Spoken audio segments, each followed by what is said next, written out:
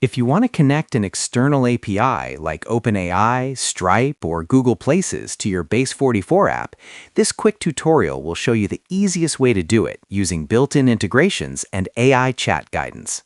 First, get your API key.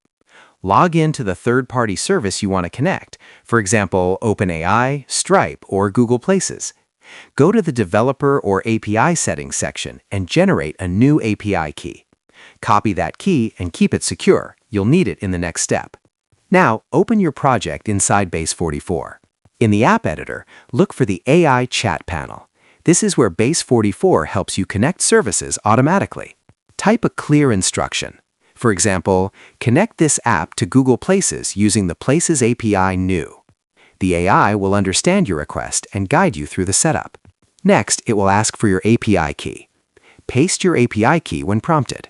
Base44 will automatically store it securely as a secret inside your app's dashboard. This means the key won't be exposed in your public code. After that, Base44 will configure the integration and connect your app to the service. And that's it.